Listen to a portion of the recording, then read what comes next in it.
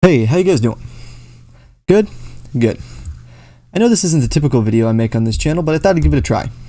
Just a quick preface. MCU properties will include the TV shows and Marvel one-shots as they are included in the continuity of the universe.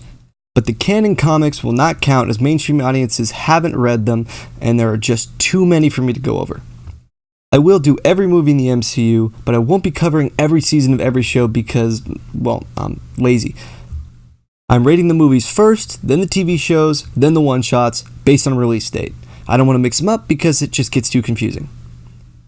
I will also be rating them using a system I saw on the YouTube channel Totally Not Mark, who also got it from someone else, but I can't find who, so just go check out Totally Not Mark. I'm sure he mentions it in his videos. So the system works like this. The ratings can range from -10 to 10. Positive numbers will be the properties that are the best, while negative numbers will be the properties that are so bad, they're good. Like an ironic goodness, like The Room. So in essence, the closer a property is to 0, the worse it is. Also, it's all whole numbers, so I can't cop out with a 9.5 instead of a 10.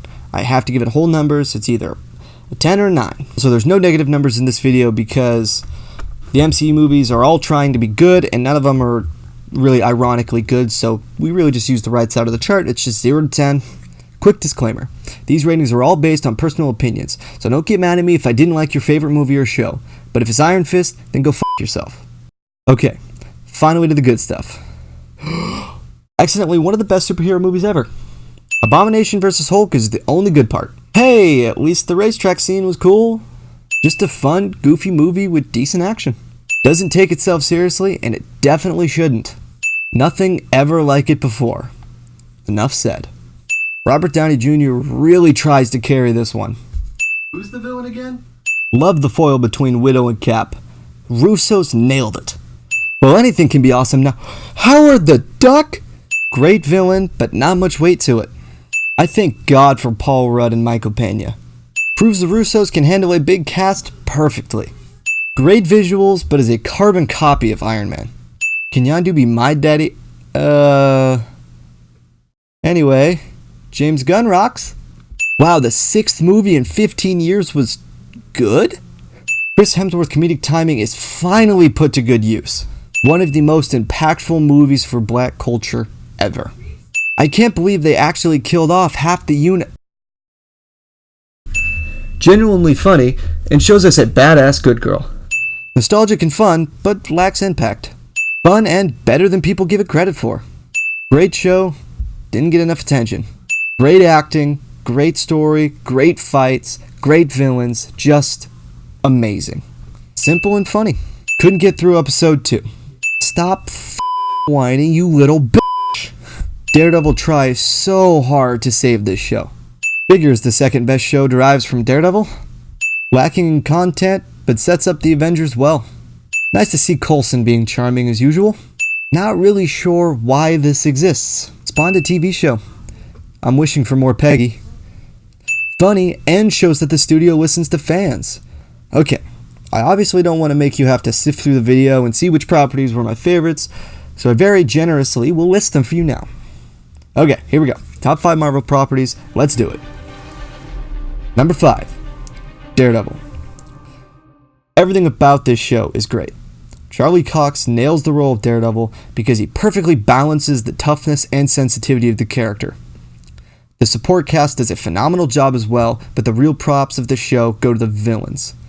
Vincent does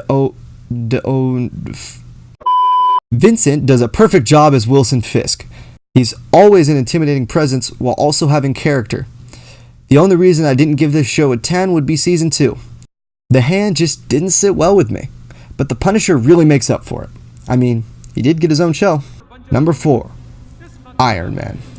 Iron Man is what started it all. Robert Downey Jr. really shines as Tony Stark, and is still my favorite cast for any comic book character ever. Jeff Bridges couldn't have done better in creating discomfort for audiences. He does something very well that not a lot of villains have done since. He invades personal space. Nothing will keep you on the edge of your seat like the villain getting way too close to Pepper. This movie is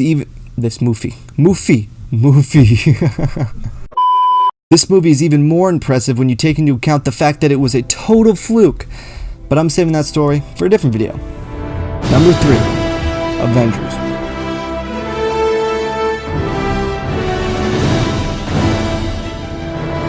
The Avengers was the first time anything like it had ever been attempted, and the only time it's really been pulled off. Every character was set up in their respective appearances in previous films, but this movie manages to bring them together in a way that feels totally natural. Loki is even better in this film than he was in Thor, and the final fight scene still resonates with me even after seeing Infinity War. I thought there couldn't be a better comic book movie, but I was proven wrong by number 2, Infinity War.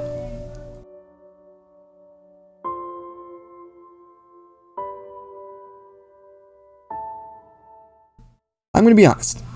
The only reason this movie isn't number 1 is that I am rating these based on quality of the movie, and I am trying to leave out my fanboy reactions. So let me just get them out real quick. Holy f***ing shit, that was the greatest movie ever. Thanos was awesome, and Thor, and he called Rocket Rabbit, and they actually let the bad guy win. Oh my god, I f***ing love Marvel. Okay. Infinity War was a great movie. It did everything it had to do, and never let itself drag. The Russos proved they can manage an even bigger cast. The Russos proved they can manage an even bigger cast, and they managed to make us feel for every single character who dusted. I don't think I can properly explain the impact the end of this movie had on me. I knew that they purposefully let Spider-Man's death drag out because it was the saddest one, but I didn't care. I was just so heartbroken from seeing all these characters I had grown up watching die. Number 1, Black Panther.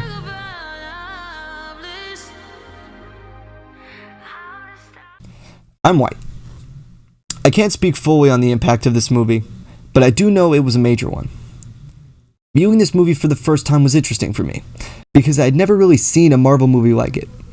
I constantly found myself forgetting it was a comic book movie, and just losing myself in the moral conflict. It's very rare that a movie makes you think, is he right? Oh my god, he's right. But... Sure, Killmonger wants to use violence to achieve his goals. But he's ultimately right. The hero is changed forever not by defeating a difficult foe, but by learning from him. His mind is actually changed by our main antagonist, which doesn't happen in Marvel movies. When you've got all that, throw in some badass women and great acting by everyone, you've got the best Marvel movie. Now, since I did my top 5, I obviously have to do the bottom 5. I'm going to spend less time on these because I don't like them. This list, of course, is completely personal, so don't get mad if I hate your favorite one. Again, unless it's Iron Fist. F*** you if it's Iron Fist. Number 5.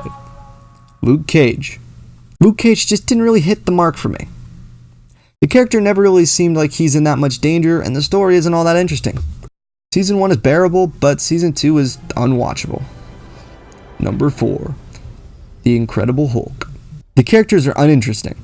The villain sucks, the CGI sucks, the only good part is the final battle, and it can't save a movie like this. Number 3. Thor: The Dark World.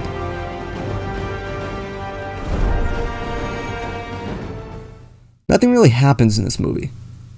We get a naked scientist, pointless love interest, and the ultimate solution to the problem is just hitting the guy really hard. Cool final action piece, but as Hulk proved, that cannot save a movie. Number 2. Item 47. There's just nothing here. It's just two people we have never met and don't care about talking in their car before a robbery. It seems more like a scene that was cut than a one-shot. I understand why this wouldn't be in a movie either. It just isn't good. Number 1. Iron Fist.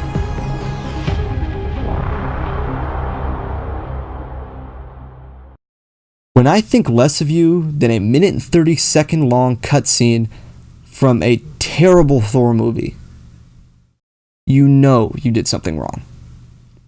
Danny Rand spends the whole first season whining and never makes a logical decision. He infuriates me to the point where I felt like my time was being taken from me, burned, soaked in cat piss, and shown to me for 13 one-hour-long episodes. God, I hate this show. Alright. I hope you enjoyed this different type of video. Leave your opinions down in the comment section below. If you disagree with me on any of my ratings, then make sure to comment below. But in the end, your opinion is wrong, mine is right, and I'll see you guys next time.